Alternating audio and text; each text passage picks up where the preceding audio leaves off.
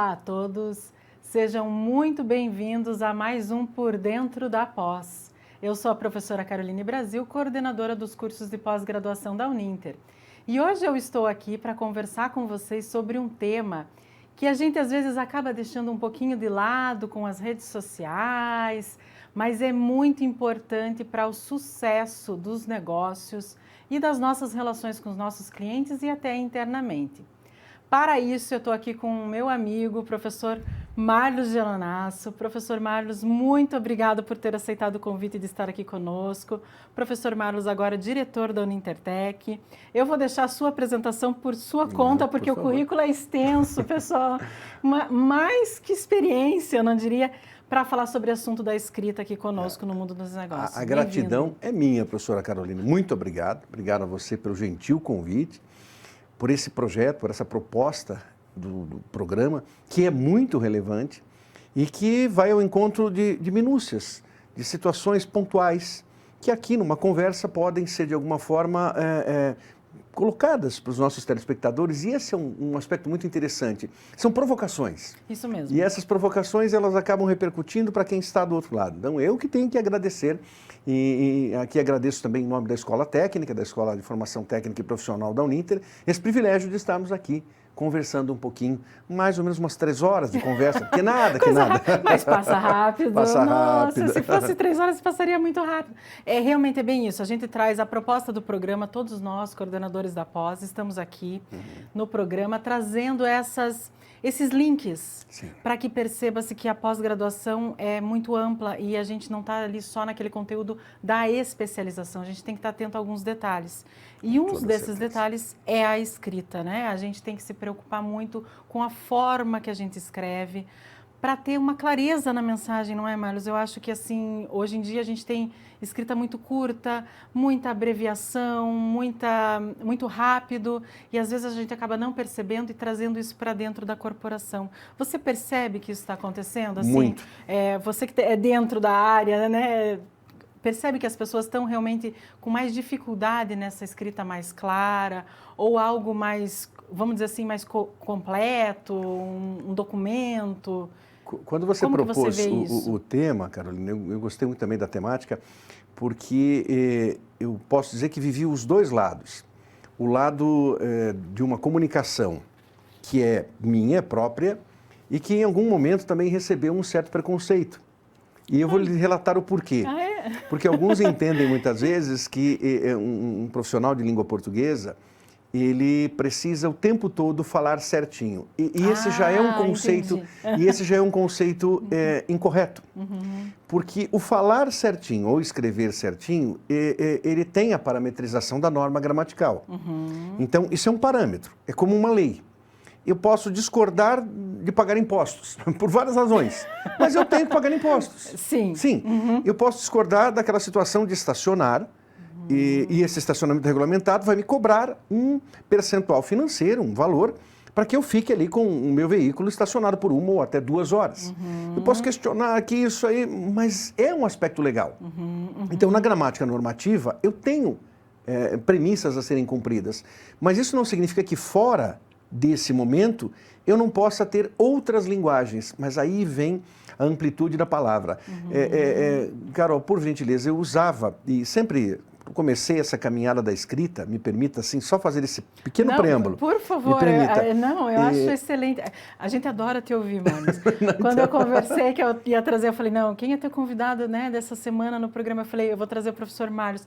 Nossa, o programa é uma delícia, porque não é a primeira vez que eu participo de um programa de TV com você. E é gostoso mesmo, né, esse bate-papo, é bom te ouvir. Por favor, fique à vontade para Foi justamente quando me deparei com a minha incapacidade. Lá estava eu na faculdade de jornalismo, o EPG, Ponta Grossa, e era uma época da minha vida que eu gosto muito de lembrar, porque são épocas que marcam e que mostram aquilo que eu sempre insisto com os meninos e meninas. Hoje estamos gravando, gravando não, está aqui ao vivo, perdão, está ao vivo. Não, é ao gravando vivo não, mas passa, exatamente. Passa aí depois. Hoje pela manhã eu estive com 6 turmas de terceira série, terceiro e quarto ano, quarto ano integrado, quarto ano comum, técnico, também terceira série. E ali eu estava, as fotos mostram, quem olhou, mas puxa, quantas pessoas ali? Praticamente 300 alunos. Nossa, Então, era muita gente. As fotinhos mostram isso, né? E em uma das escolas aqui de Curitiba, para quem está de outras localidades nos acompanhando. E, curiosamente, com esses garotos e garotas, eu insisto em algo que me motivou desde aquela época, que era o Carpe Diem. Aproveite o dia. Quantas vezes você viverá esse dia? Uma vez. Sim. Você viverá dias similares, mas esse dia é único. E, curiosamente, quando eu estava em Ponta Grossa, na UEPG, com o meu traslado, porque eu morava em Pinhais, eu trabalhava no Banco Bamerindos, que existia, não existe mais, em Curitiba, na Marechal Deodoro, esquina com a Barão do Rio Branco, e estudava em Ponta Grossa. Nossa, Então eu fazia uma caminhada curiosa e divertida, todos os dias. Sim, e não é perto, pessoal, para quem não é aqui da região, a gente está falando aí São os Campos Gerais, segundo Planalto. 1h30, mais ou menos, isso, aí de estrada. 1h30, 1h45, exatamente por isso. aí. E eu lembro que muitas vezes meditando na ida, no ônibus que era necessário, ou na volta, principalmente na volta, depois daquele banho de comunicação social, eu ficava me deparando com a minha incapacidade de conhecer a palavra. E isso me incomodou. Eu lembro muito bem que a primeira aula prática que eu tive no laboratório, época com máquinas de escrever. Estamos falando ali, não é, do final dos anos 80, máquina de escrever. E eu me deparava com a máquina, eu tinha uma boa datilografia, tanto é que eu consegui emprego no banco por causa disso. Era uma época em que se você não digitasse em 1 minuto 120, se não tivesse 120 toques por minuto, já era. Era assim pré-requisito, era um horror das pessoas. Não, não era assim. Mas lá na faculdade eu me deparei com a minha ausência da palavra. E foi isso que me despertou a dizer assim, eu preciso ler mais, eu preciso me aculturar mais. Eu preciso me informar, não para os outros, para mim. Eu senti a sede. Você sentiu falta? Senti a necessidade. E foi aí que eu comecei a trabalhar mais com a palavra e passei a respeitar. Então, agora retomando a questão do preconceito, às vezes as pessoas dizem, mas por que você escreve dessa forma, não é? Esse cuidado. Muitas vezes alguns entendem como uma forma prolixa, aí vem aquele preconceito. Lembro bem de uma colega, que foi minha diretora, dizia assim, que teve que falar com as pessoas, não, ele é assim mesmo, ele é assim mesmo, ele escreve, ele parece formal, ele é assim mesmo, mas não é, que ele é o jeito dele. Não tem arrogância aí, não tem longe disso, ao contrário. Não, na verdade é uma escrita belíssima. Eu admiro, porque é uma escrita belíssima. Eu também gosto de uma escrita mais formal. Eu acho que é mais singelo, é mais educado muitas vezes. Mais respeitoso. Porque eu não sei, o que faz na escrita, Marlos, uma dificuldade que eu tenho quando eu estou lendo, ou até quando eu estou escrevendo, a gente não tem o tom. Sim. Quando eu estou falando, eu tenho o tom. Exatamente. Né, da minha voz pode indicar o oposto. E na escrita eu tenho só aquela palavra. Então, o cuidado para que você passe a mensagem exatamente naquele tom que você passaria numa conversa oral, ela é difícil, ela não é fácil. E a sua fala é corretíssima, né? Usando esse superlativo que você usou também, que quando usamos assim, não, mas isso é falar... Não, isso é a grandeza da língua. Aí que eu volto à palavra. Nós temos mais de 400 mil palavras em nosso dicionário. Não é possível que nos limitemos a usar poucas. E não significa que você não possa usar as mesmas, mas também é possível ampliar os horizontes. E nesse sentido da sua fala, muitas vezes, quando você recebe assim, preciso urgente desse texto, desse parecer, esse urgente, se falarmos, ele parece menos forte, menos imperativo que preciso urgente. Parece um choque. Aí entra na comunicação empresarial, que é bem a temática que você... Que é esse cuidado. Esse exemplo do preciso urgente é muito comum no mundo dos negócios. E aí eu mando, vamos dizer, eu mando um e-mail ou eu mando uma mensagem. Esse preciso urgente, eu tenho que cuidar muito, né?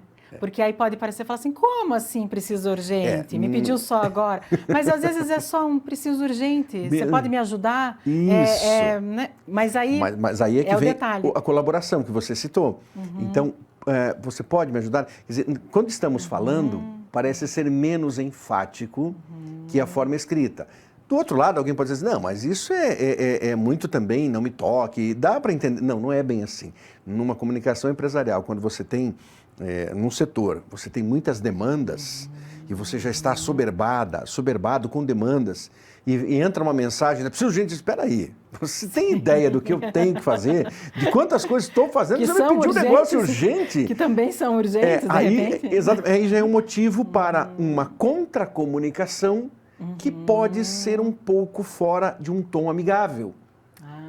Assim, não tem a mínima condição de fazer, vai ter que aguardar. Então, pronto, aí já gera... Atrito. Conflito, né? Eu acho que é fonte, né? Sim, acaba sendo. sim. Então, vejam, pessoal, o cuidado na hora de escrever, mesmo que seja um e-mail. E se a gente for ainda para uma escrita mais, um documento, um dossiê, isso aí tudo a gente precisa nas empresas para arquivar, né, a história da empresa, do que aconteceu, ou com o nosso cliente. Eu acho que essa comunicação com o cliente ela é ainda mais delicada, porque a gente perde o cliente. E aí, Marlos, a outra pergunta que eu queria ver para você é o seguinte: você percebe, a gente precisa ter um cuidado, é diferente escrever para o cliente e escrever para o colaborador? Existe alguma... O português é o mesmo, né? Vamos dizer assim, a gente tem o mesmo português. Mas eu tenho algum cuidado? Você percebe alguma diferença que a gente precise atentar? Sim, não, sabe que essa é uma situação muito interessante. Ela era muito interessante mesmo. Por quê? Sim e não. Sim, porque o assunto que se conversa com o cliente é uma situação pontual que ele precisa. Por isso ele está ali procurando. Então, quanto melhor você puder atendê-lo, quanto mais clara você for na explanação e atender ao pedido, certamente esse cliente não só será seu cliente, como ele poderá se fidelizar. É um ponto. Mas isso não significa que internamente, aí entra um outro lado, tenhamos um desrespeito ao próprio indivíduo. Como se alguém dissesse assim, se fosse com alguém de fora, seria só sorrisos, uma escrita correta. Agora aqui não, aqui é só imperativo. Não. O verbo, que é uma das 10 classes gramaticais e é a mais marginalizada das classes gramaticais, porque diz, difícil, o verbo é difícil. O verbo que é marginalizado, ele consegue trabalhar no seu modo indicativo, no seu modo subjuntivo e no seu modo imperativo. Muitas vezes, alguns parecem conhecer apenas o modo imperativo, com quem é seu funcionário, por exemplo, com quem é o seu subalterno, por exemplo, dentro de um processo hierárquico que é comum numa empresa. Quando ele trata com outro indivíduo, ele jamais usaria o imperativo, um cliente. Já muda. Não, ele será o subjuntivo, se, quando e com, e onde, como, mais tranquilo. Ou ele será o indicativo, faço, o futuro, gostaria, que é o futuro do pretérito. É um verbo estranhíssimo, o futuro do pretérito, mas você gostaria, então é bem mais cordato do que com alguém. Então, por isso que eu disse sim e não.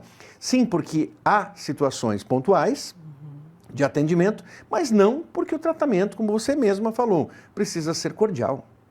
A cordialidade ela é essencial porque é uma via de mão dupla. Isso é verdade. E me permita o citar... respeito, né, sem também, dúvida, ali, né, junto, né? Me permita citar uma série que eu acompanho há alguns anos e sempre gostei, por razões diversas.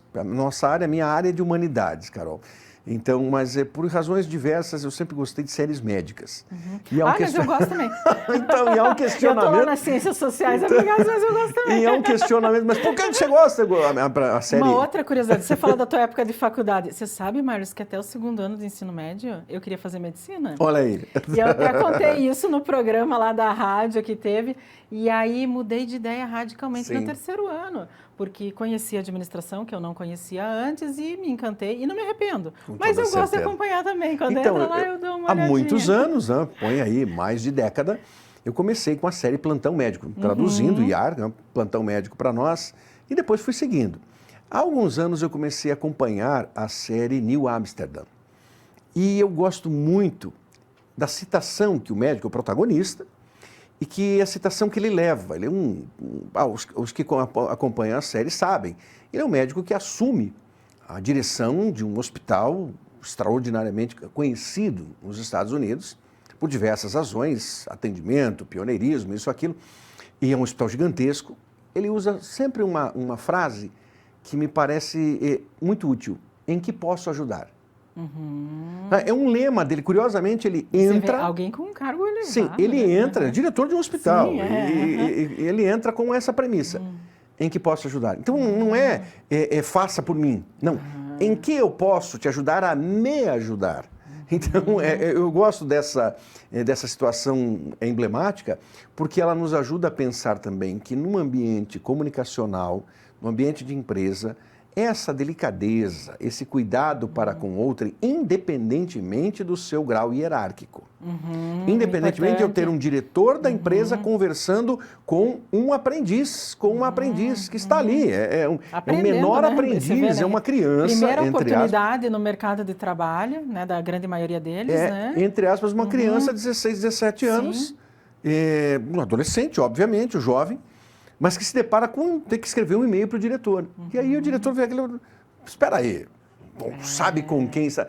Do outro lado, enquanto essa frase, em que posso ajudar, é tão bonita e meritória, demeritória é a frase usual para alguns brasileiros. Você sabe com quem você está falando. Sim. Então, aí foge, é claro, da comunicação empresarial para entrar na comunicação humana e no respeito que se deve ter com outrem. Exatamente por quê? Essa história não existe. Você sabe com quem você está falando. Falando com o ser humano. Prepotência, né? Perfeito. Realmente. E isso a gente tem que combater, na verdade, né, Marlos? E aí, antes da gente passar, eu gostaria de... Você falou algo que eu fiquei curiosa. Existe diferença, Marlos? Eu vou mandar um e-mail, uma solicitação para os colaboradores. Vamos falar de uma comunicação interna escrita.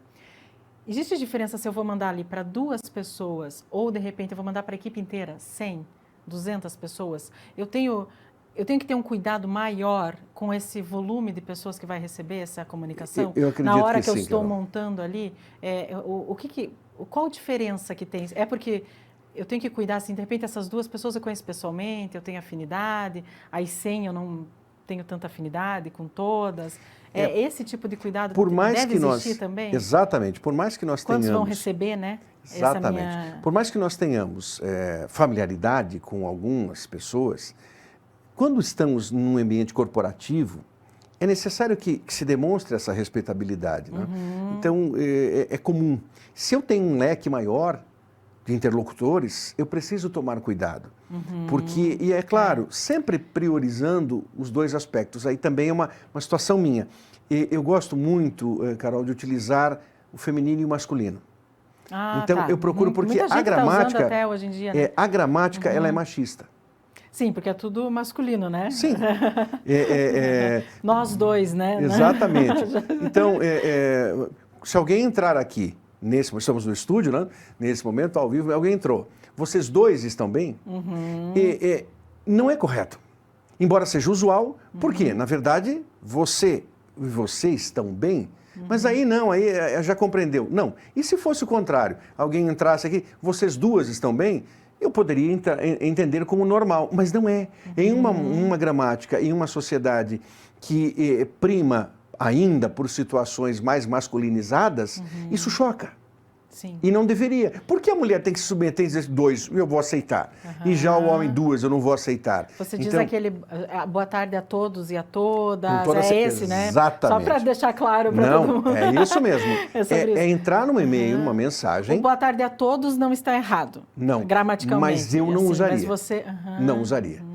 Num e-mail, numa mensagem, eu colocaria e priorizaria. Principalmente se fosse esse público grande. Até por uma educação, aí não é o machismo, mas é uma questão de educação, da priorização à mulher. Alguém vai dizer assim, não, mas vamos levantar a bandeira que você está dizendo que a mulher é frágil. Não. Aí trata-se de uma situação maternal, em que você tem a mãe como um ser diferenciado. Então você vai fazer o quê? Prezadas e prezados. Ah, entendi. Tá. Primeiro as damas. Prezadas e prezados. Aí é que entra na comunicação. E sempre eu, professoras, professores. Não entro assim, todos vocês estão bem?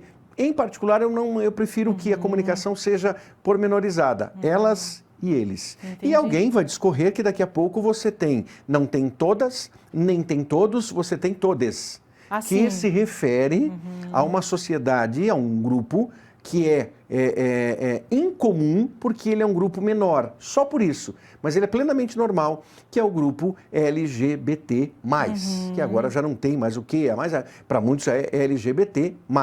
Então, para se referir a essas pessoas que convivem conosco, você vai usar o todes. Mas é uma outra forma. E como que a gente daqui a pouco tem que ir para o intervalo, Marlos? Vamos deixar uma perguntinha aqui, eu vou fazer uma pergunta, a gente deixa um link para o próximo.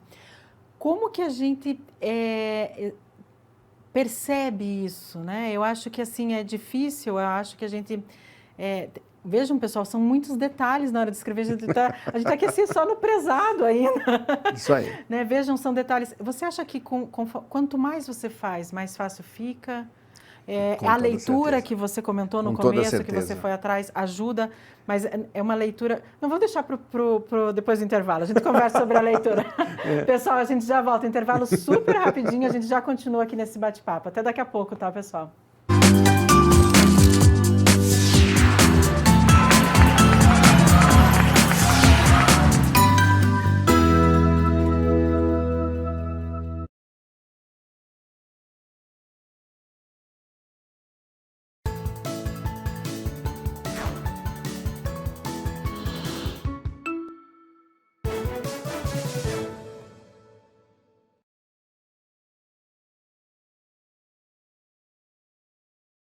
O Ninter apresenta Técnico em Marketing. Quem trabalha com marketing do Brasil é Mercadol. Conheça o melhor curso profissionalizante da sua área aprovado pelo MEC. Aprenda com professores reconhecidos e escolhidos a dedo. Meu nome é o professor Sérgio. Nós vamos conversar agora ao longo das nossas aulas para tentar entender um pouquinho acerca desse saber tão importante, desse conhecimento tão importante do que é o marketing. Com a metodologia exclusiva, mais efetiva e mais divertida. Gosto muito que ele fala assim: faça ou não faça.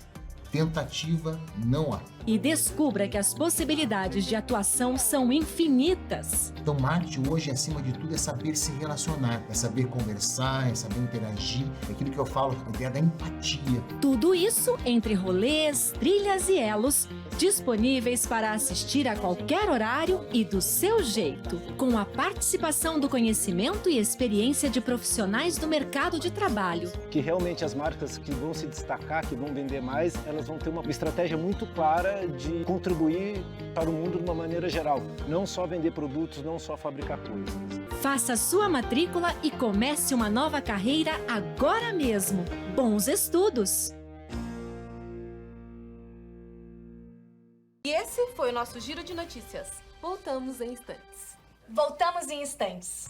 Graduação à distância é na Uninter, nota máxima no MEC. Ilha, olha o que chegou pra você. A câmera tá pronta. E agora, professor? Agora é só gravar. E o tempo permanece bom durante todo o dia. É com você, Amanda. Obrigada, Carol. Uninter, ao seu lado para transformar a sua história. O programa Planeta Games pede sua atenção, de gamer para gamer. Você quer se tornar um pro player, meu amigo? Então conheça a nova linha de máquina game da Uninter Informática, Gladiator, Maximum, Bravos, Brutus, Praetorian, PC Game com processador Intel da 10ª geração, uma linha game profissional onde sua FPS é totalmente estável, mantendo assim a qualidade gráfica sempre em alta. As máquinas são produzidas na fábrica da Uninter Informática em Curitiba, que é certificada pela Intel e pelo time profissional Red Canides Calunga, campeões sul-americanos jogando com as máquinas da Giga Pro. Aproveite e confira também os preços de lançamento dos monitores Game Gigabyte, em breve no nosso site aí na sua tela.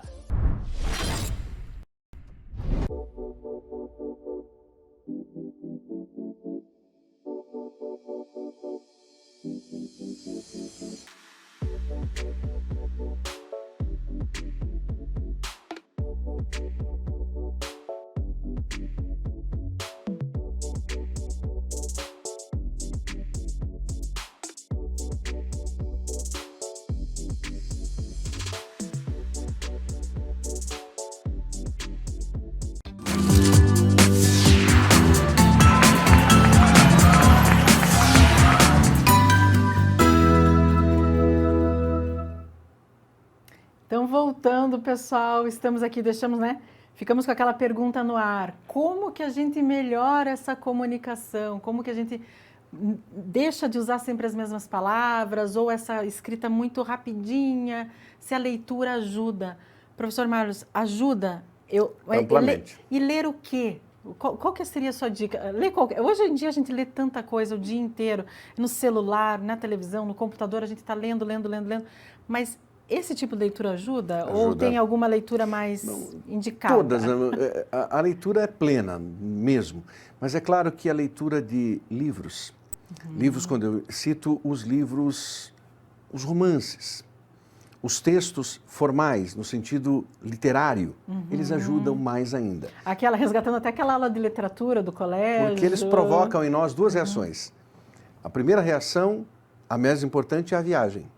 Porque o livro tem sempre um defeito, ele faz você pensar. Ele sempre tem um defeito. Mas esse defeito é maravilhoso. Não, ele tem um defeito. E é verdade. Você não entra e sai da mesma forma. Ele faz você pensar. Ele faz mesmo. Você sabe, eu gosto muito, fazendo um parênteses aqui no nosso programa, Marlos, eu gosto muito de romances históricos. Sim. São romances que são construídos com base, personagens fictícios, mas com bases em fatos históricos reais. E aí quando você lê aquilo, você fala, meu Deus, né? Isso aconteceu, né? Famílias vivenciaram, viveram. Passaram por isso. Nessa época, desta forma, e a gente esquece. Porque você vê, aconteceu a guerra, aconteceu lá na época dos feudos, é tão distante. E aí quando vem um escritor, consegue colocar um romance dentro de um fato histórico, e aí você fala... Como essa viagem faz bem. Não é? Isso é importante. Basta viver o hoje para entendermos que dentro de 20, 30 anos... Certamente, romances sobre o que nós vivemos agora, nesta terceira década, por assim falar, estamos no século XXI, vivemos as 2 primeiras décadas, sobressaltos aqui e acolá, mas parece que nesse início de terceira década estava reservada a parte mais delicada, que é uma pandemia. Para nós aqui, de outros estados, para nós em Curitiba, nós vivemos uma crise hídrica pela qual jamais passamos. Seríssima.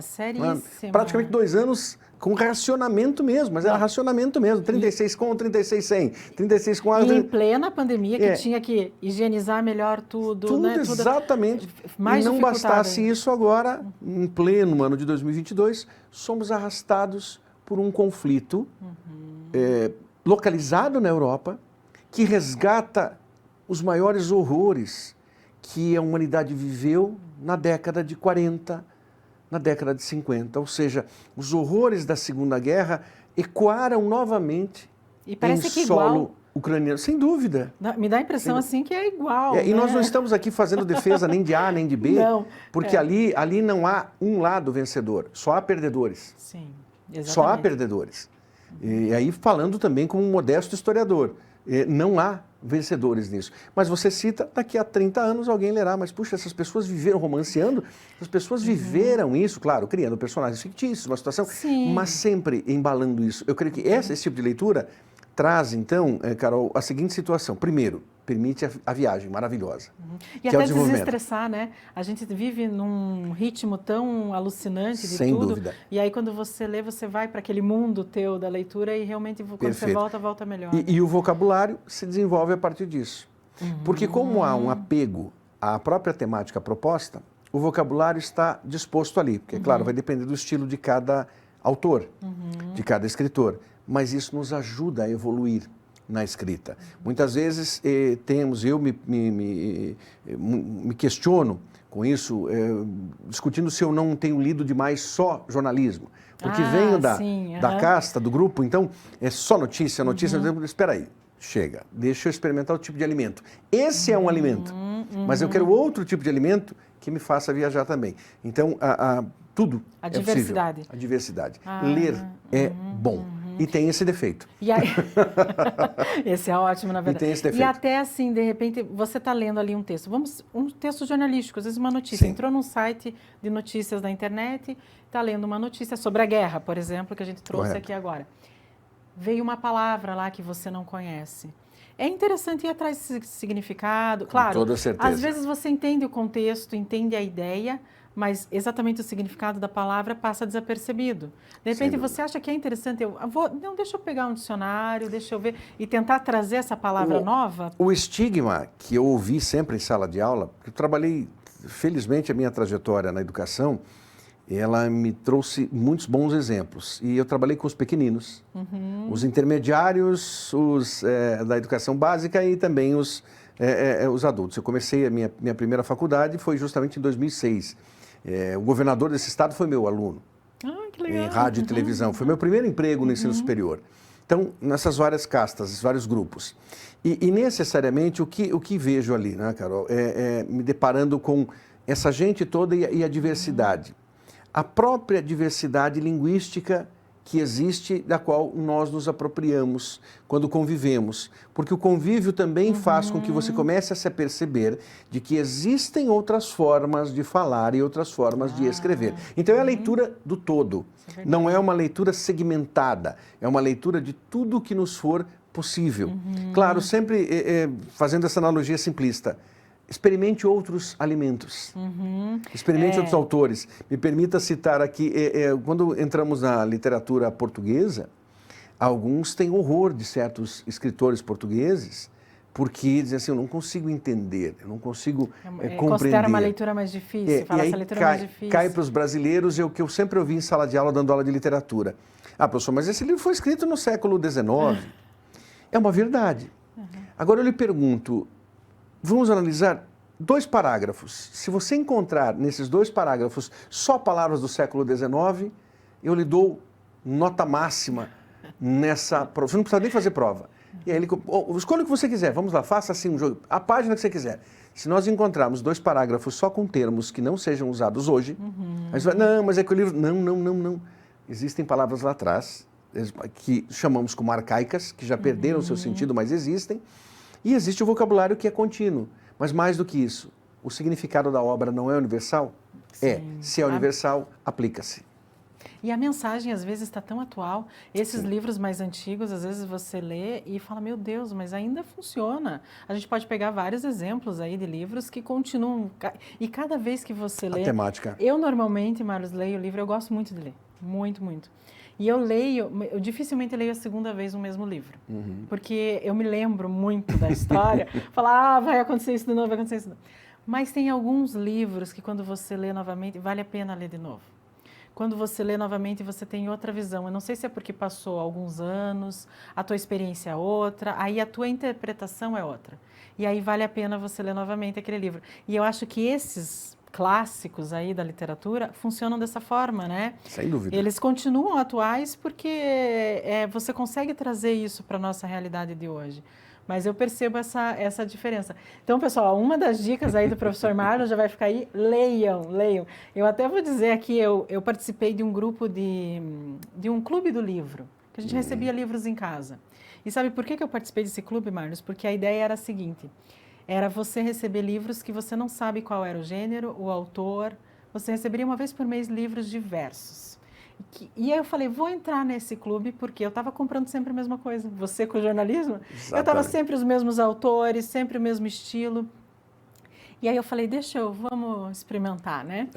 Gostei, fiquei acho que uns 3 anos no clube. E aí comecei a não conseguir mais acompanhar, né? Por causa das demandas do trabalho, a ler.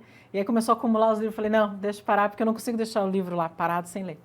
E aí eu resolvi, e aí eu descobri muitos gêneros, até um livro grosso assim, que era uma poesia. E era uma poesia, e era uma poesia de um autor norte-americano nascido no Bronx. Beleza. Um livro que me surpreendeu. Quando eu peguei o livro, eu abri e falei, nossa, acho que não é para mim. Não vou gostar do livro. E eu li, hoje esse é um dos autores favoritos que eu tenho. A leitura dele é muito diferente do que eu sempre li, mas é uma forma de colocar uma realidade que é assim, que precisa ser escancarada, que a gente já leu, a gente já escreveu sobre isso, mas ele coloca de um jeito que te toca, de uma forma aquela leitura. Eu li em um dia o livro. Em um dia eu li aquele livro e aí me surpreendeu muito. Então, quando você falou, vamos pegar um pouco de cada alimento, eu falei, nossa, foi o que eu fiz no Clube do Livro. Mas é isso. E aí a gente, é gostoso, né, você surpreender, né, com aquela leitura diferente. Essa questão do alimento, ela tem muito a ver com a minha realidade lá em Ponta Grossa, no começo da minha caminhada. O dinheiro era muito escasso, o dinheiro praticamente não existia, gastava em passagem de ônibus, a faculdade era pública, o EPG, Universidade Estadual de Ponta Grossa, mas havia o pagamento da passagem de ônibus. E muitas vezes eu juntava alguns recursos a mais e passava pelo RU da UEPG. E no final da tarde, Carol, aquele RU tinha um cheiro tão bom. E eu ficava assim, não, eu vou para o RU. Mas pensava assim, mas eu estou condicionando, guardando, juntando dinheiro para comprar o que? Um livro. E eu comecei a ler a coleção Primeiros Passos, que, para você mais jovem, é uma espécie de Google, que havia há muitos anos. O que é? Então, o que é tudo? O que é igreja? O que é sociologia? O que é história? E eu era ávido por aqueles livretos. Olha, e é claro, eu gastava dinheiro ali. Sim. Então, me fez muito bem. O alimento fazia falta. Quantas vezes, lembro assim, declaradamente, passava pela RU, mas olha, mas, puxa vida, não, você está guardando dinheiro. Aí guardava o dinheiro, ia à livraria e comprava. Já sabia que não teria mais dinheiro, mas o livro estava lá. E o que acontecia com ele? Devorava. Sim. Aí, o alimento devorava. Lia com vontade.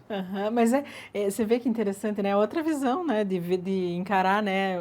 Eu realmente estou alimentando a minha mente. Sim. De qualquer maneira, você está alimentando. E é algo que ninguém te tira, né, Marlos? Eu vejo, a gente tem a educação como um todo, né? Mas o que você aprende na leitura, ninguém te tira, não tem como, você não vai perder isso, você só ganha, né? Conhecimento. Conhecimento é revolucionário. A educação é revolucionária. E, Marlos, me diga uma coisa, aí, como que assim a gente consegue aprimorar essa escrita? Como que um gestor que está nos assistindo lá pensa, olha, minha empresa precisa investir nessa forma de escrita cuidadosa, vamos dizer assim, com os meus colaboradores, com os meus clientes. Investir em leitura, você acha que fazer algum convênio à empresa? Como que esse gestor pode ajudar o seu colaborador a ter uma atenção melhor, sem que obrigue? Você fala assim, olha, você tem que escrever melhor, vai dar um jeito de escrever melhor, sabe? Como trabalhar isso nesse mundo corporativo de uma forma assim que tenha um engajamento, né, por parte de todos, né? É delicado para a figura de um gestor cometer erros gráficos. Por quê? Quando ele comete um erro na posição, não que ele não possa errar, não é isso, mas quando ele comete um erro numa posição, um degrau a mais, 2 degraus a mais e tudo mais, ele comete um erro, os seus colaboradores já, inevitavelmente, se o erro for crasso, um erro, esquecer uma crase. A crase é importante, mas não é um erro crasso, não é. Sim, até porque ela é difícil, né? A crase é uma parte, mas um acento numa palavra. Uma palavra como, por exemplo, saúde, uma palavra comum. Sim. É uma palavra comum, tão em voga. Ainda mais agora. Tão em voga. Ainda mais agora, né? Não coloca. A palavra exceção. A palavra exceção é encrencada. Mas aí ele vai e comete um erro na palavra exceção. Enche de S's, 4 S's na palavra exceção. Os seus colaboradores, eles não dirão nada absolutamente, mas ficarão assim, puxa, mas alguém que chega a um patamar, degraus, precisa ter esse cuidado. Não para os outros, aí entra não, para si. Porque, na verdade, nós somos reprodutores. Então, você consegue se expressar melhor na medida em que lê mais e também escreve. Você abriu o programa muito sabiamente colocando a questão da facilidade. Escreve sim. Escrevemos hoje, o WhatsApp foi é uma ferramenta brilhante, é uma rede brilhante. Mas, em alguns aspectos, ela consegue ser tão dinâmica que ela entorpece a normatividade. E você acaba reproduzindo ali no texto formal aquilo que você escreve. E reproduz, por exemplo, no texto dentro de uma empresa. E aí... Deixa escapar, né? um porquê, joga ali um pequê. E daí chama a atenção. Sim. E, Marlos, você falou muito bem do WhatsApp. O WhatsApp é o seguinte, eu sempre achei que você está escrevendo no WhatsApp, ele é tipo um dicionário. Sim. Ele te corrige. Mas se você escrever uma palavra errada 2 ou 3 vezes, ele acrescenta essa palavra errada no teu dicionário do teu celular. Sim. E aí você está escrevendo errado para sempre. Então, olha o cuidado, gente, que a gente tem que ter. Não é porque apareceu ali, de repente, você escreveu errado 2 ou 3 vezes e ele entendeu que aquilo está errado, está certo. E aí ele acrescenta. Aí, me assustou, porque eu falei, mas meu Deus, não é possível? Não, mas a gente tem que cuidar. Então você tem que cuidar demais. Ele não é um dicionário, ele é uma ferramenta de comunicação instantânea. É isso. Apenas isso. E aí ele aceita o PQ, ele aceita o VC, ele aceita um monte de S numa palavra. Eu digo sempre, o aluno pode usar isso. Quem está conosco, nós usamos isso. E Sim. É normal, mas no momento, né? Com aquela situação, roupa, analogia da roupa. Você vai a um casamento vestido com bermuda que você usaria na praia, para tomar sol, só se o casamento for... Não, você não vai. Por quê?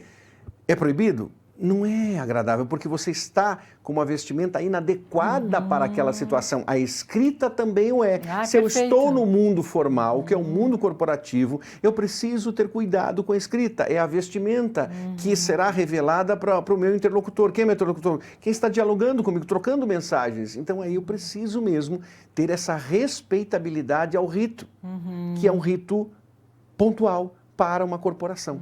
E até, é muito interessante isso, e até assim, vamos supor, meu produto, eu tenho um produto, uma startup, algo novo, né, algo virtual, mas mesmo assim eu tenho que cuidar, eu entendo, né, até cuidar com, você comentou, acentuação, a escrita, a ortografia, mas até com separar sílabas, né, na palavra, eu acho que são detalhes, assim, que conta, porque até a seriedade da empresa, eu particularmente penso assim, quando eu vejo algo errado, eu penso, mas a pessoa não se preocupou nem em revisar esse material, Justo.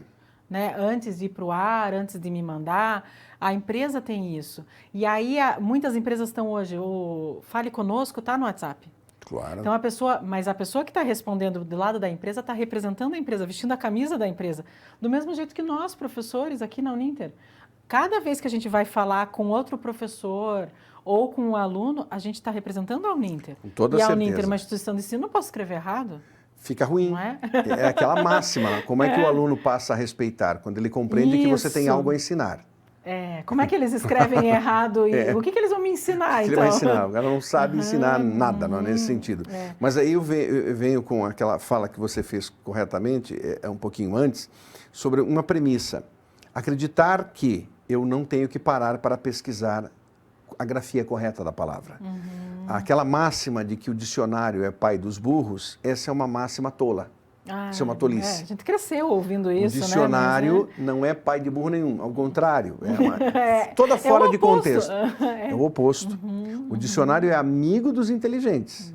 Porque nós não somos obrigados a conhecer esses 400 mil verbetes. Isso que eu ia falar. Você comentou aqui agora no programa quantas palavras? Mais de 400 mil. Meu Deus, não tem como. Não tem como. Então, em alguns momentos, temos na língua portuguesa aí um outro preconceito. Preconceito é dicionário pai dos burros. Não é. Um outro é a língua portuguesa é difícil. Não é, Carol. A língua portuguesa tem as suas sutilezas. Todas as línguas têm. Eu ia até te perguntar isso. Falei, mas será que as outras não têm também? Tem as suas sutilezas. Não é difícil. O que a língua portuguesa tem é uma variedade. Nós, muitas vezes, temos preguiça dessa pesquisa. E também não compreendemos as exceções. Por exemplo, vamos lá a uma situação muito simples. A palavra casa. A palavra casa é um exemplo que eu sempre usei, mesmo em cursinho para vestibular ou no ensino superior. Ela se escreve com C, ela se escreve com duas vogais, que são as mesmas, A e S. Praticamente todos sabem. Só que espere aí, o som de C não é C, o som de C é K. O som de S não é S, tem som de Z. Mas você não escreve casa com K e Z, a não ser que você queira que as pessoas sorriam, não riam, mas sorriam com o que você fez. Por que estou dizendo isso? Porque, na verdade, existe uma regrinha que estipula que entre duas vogais você deve colocar S. Então isso fica S, S, S. Porém, dentro da língua portuguesa, aí que está a riqueza e a amplitude, há exceções. Então nem sempre aquele som de Z virará S. Algumas vezes o som de Z permanece como ele é, Z. Então é um estudo, mas aí é o cuidado.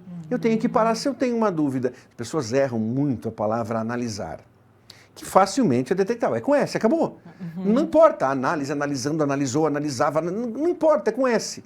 Mas quando muitos escrevem analisar, quantas vezes vejo textos que vêm o analisar com Z? Está lá, analisar com Z.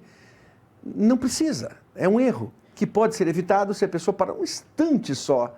Deixa eu dar uma olhadinha, será que é com Z mesmo? Não, é com S. Ah, mas tem aquela regra que eu aprendi, todos nós aprendemos, mas acabamos esquecendo. No meio de duas vogais, entre vogais, use S. Mas há exceções. Mas, gente, vejam quantas dicas, meu Deus, tudo simples assim que a gente tem que seguir. Lembro bem, já vi também, virou analisar com Z e dói, né? Dói os olhos. Choca, peraí, será que... Mas a gente... será que está analisando bem? Não é? Está analisando bem? É bem isso. Gente, passou já, Marlos. Opa! É muito rápido. Eu gostaria de agradecer novamente a tua presença aqui. Vamos marcar mais vezes, porque esse assunto aqui rende. A gente pode vir aqui um dia só para falar de uma regra específica que a gente perceba. Mas muito obrigado mesmo. Eu agradeço. Parabéns pelo seu trabalho na Unintertech. Tá, assim, crescendo cada vez mais aos olhos vistos. Agora a gente está no mesmo prédio, no mesmo andar. Convivendo. A gente consegue acompanhar melhor. Muito obrigado. E, pessoal, fiquem aí, meus colegas aí estão aí na semana que vem. Vocês sabem que tem programa Por Dentro da Pós, toda semana, ao vivo, 2 programas por semana. E até a próxima. Tchau, tchau, gente.